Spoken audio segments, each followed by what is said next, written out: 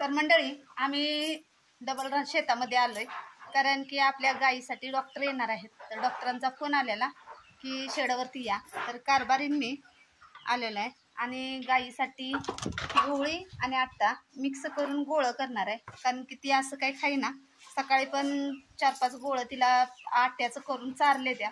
आता सुद्धा बघू शकता ती बसल्या गप शांत, त्यामुळे आता तिला हे गोळं करून चारायचे। डॉक्टर आल्यावर काय म्हणतात बघूया। चला कारभार लागलेत बघा शेण काढायला आणि माझं चाललंय हे।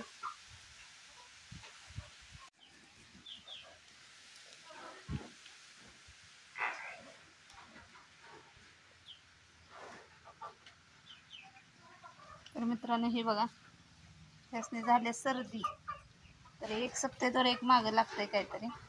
तर आमच्या पाटा येतात, या पाटासने झाल्या सर्दी। आता बघूया डॉक्टर काय औषध देते त्या।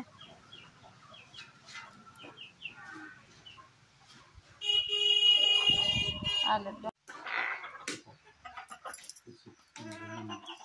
गोळ्या दिल्या त्या बघा रात्री कितीला वाजता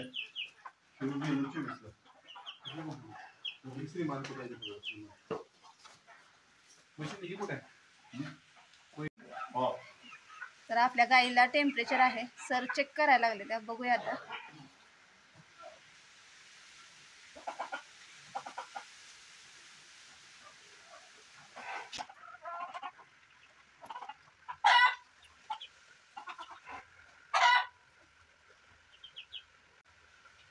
एवढी जनावर तर खरं कधी नाही दमवलं कुठल्या जनावरांना, खरं ह्या गाईला विकत आणल्यामुळे काय आम्हाला तिची तारीखच माहिती नाही। तर नमस्कार मंडळी, मी शिल्पा साळुंखे। तर शिल्पा साळुंखे यूट्यूब चॅनलवरती परत एकदा तुमचं मनापासून मी स्वागत करते। तर मित्रांनो मैत्रिणींनो, तर हे बघा आमच्या गाईला झालाय मस्टर्ड। तर मस्टर्ड वेळल्यानंतर झालेला नाही, वेळेच्या आधीच झालाय आणि आतापर्यंत एकाही गाईला आमच्या, आता आम्ही 5-6 वर्ष झालं गाई सांभाळतोय, खरं एकाही गाईला आमच्या गोट्यावर मस्टर्ड झाला नाही। त्यामुळे आम्हाला त्याची लक्षणं सुद्धा माहिती नव्हत्यात की बाबांनो मस्टर्ड कसा होतो काय होतं, त्यामुळे आम्हाला कळालं नाही की मस्टर्ड झालेला। आणि वेळल्यानंतर की गाईनं म्हणजे वेळेच्या आधी पण 2 दिवस खाल्लं नव्हतं, ताप वगैरे येत होता, त्या मस्टर्डमुळेच तिला ताप येत होता आणि ते आम्ही म्हणतोय की कासला अल्पाच आहे, तर अल्पा नसून तो मस्टर्ड झालेला डॉक्टर बोलतात। तर आता त्या दुधातनं गाठी यायला लागले, त्यामुळे डॉक्टरांना बोलवले आणि गाईला ताप पण भरपूर आहे, टेम्परेचर पण भरपूर आहे। मग डॉक्टर साहेब आले त्या, तर चला काय ट्रीटमेंट देते त्या बघूया। तर मंडळी आमचं कारभारी बघा, जनावर धुवायला लागले त्या, ती गाय व्यायलेली आहे, तिला लागले धुवायला, तिला हाय टेम्परेचर सांगितलंय धुवू नका तरी धुते द्या, बघूया आता। तर म्हणजे जरा थंड केलं जरा टेम्परेचर कमी येईल। तर मंडळी शेडवरचं आपलं काम झालेलं आहे। सकाळी दूध वगैरे घेऊन घरी गेलो, घरी गेल्यानंतर निम्मा स्वयंपाक केला म्हणजे निम्मा स्वयंपाक झालेला तर डॉक्टरांचा कॉल आला, म्हणून आम्ही शेडवरती आलो की डॉक्टर बोलले आम्ही शेडवरती आलोय लवकर या। मग कारभारीने मी शेडवरती आलो, तर आता दुपारच्या 2:30-3 वाजते त्या, अजून आमासने पोटाला अन्न नाही मित्रांनो।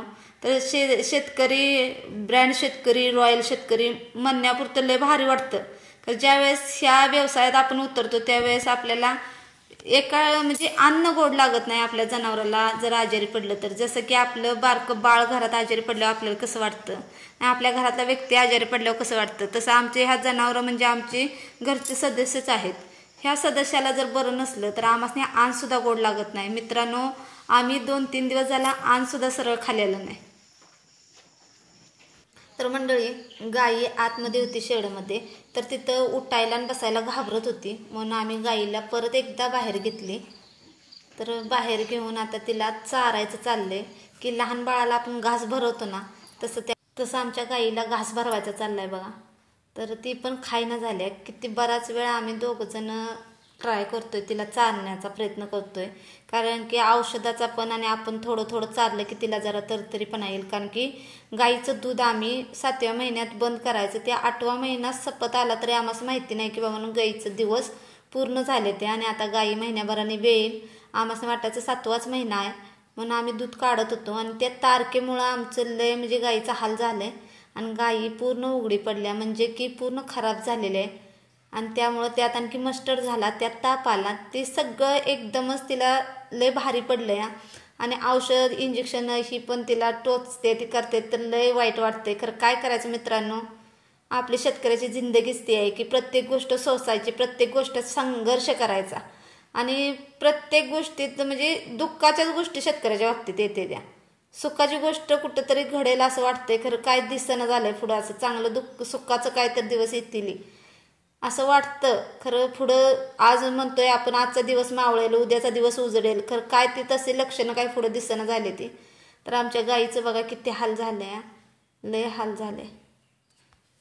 मंडळी संध्याकाळच्या 8 वाजले तरी आम्ही शेडवरतीच आहे आणि गाईला बघा कारभाऱ्यांचा जीव म्हणजे काय त्यासनी करू गाईला आणि काय नको झालं या की रात्रीच्या 8 वाजले तरी घरी यायला तयार नाही ते की त्या गाईला घास घास घास घास चारत बसले त्या.